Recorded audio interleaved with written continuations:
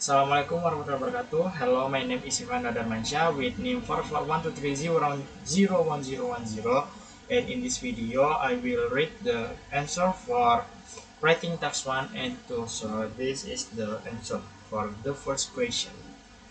The bar chart illustrates the percentage of males and females in the UK who consume 5 or more portions of fruit and vegetables per day in 2006, divided by age group. From the data, it is evident that women consistently had a higher percentage of daily fruit and vegetable consumption compared to men across all age groups.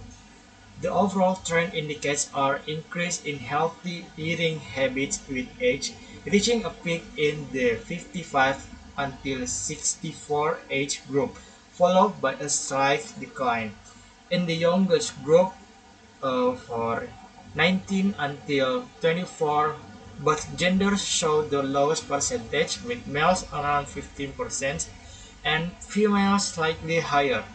As age increases, so does the percentage, with the most notable rise observed between the 35 until 44 and 55 until 64 age groups. In the 55 until 64 category, around 35% of women and just above 30% of men met the World Health Organization's recommendation.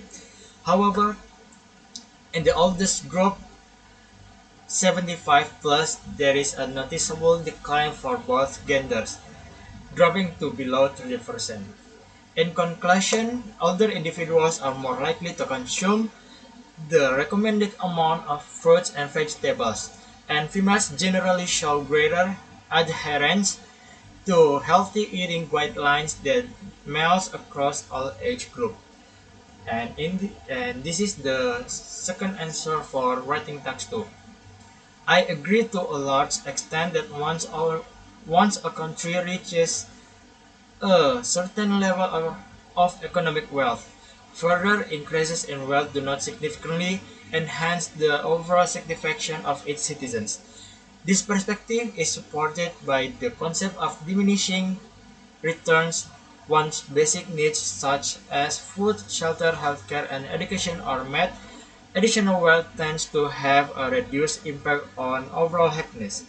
In wealthy nations, citizens generally enjoy high standards of living, and further economic growth often translates into more material possessions rather than improvements in well-being. Studies have shown that while income increases can boost happiness in low and middle income countries. This correlation weakens or even disappears in high-income nations. This is because the material factors such as relationship, job satisfaction, work-life balance, health, and a sense of purpose become more critical to people's happiness than income alone. Moreover, excessive focus on economic growth in already rich countries can lead to social and environmental issues,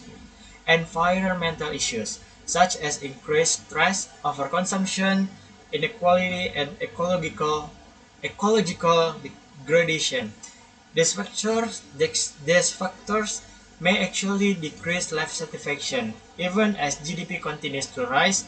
For example, high-income countries with competitive consumer-driven cultures often face higher rates of anxiety and depression. That being said, economic economic growth can still be beneficial if it is inclusive and used to improve public service, reduce inequality, or address climate change. But in terms of direct impact on individuals' happiness, the effect is limited beyond a certain threshold of wealth. In conclusion, while economic growth is essential for developing nations, in already affluent societies, further increases in wealth have little impact on happiness and satisfaction. Therefore, policy should focus more on well-being and quality of life rather than solely on economic expansion. So that's all for the reading answer for writing text 1 and 2.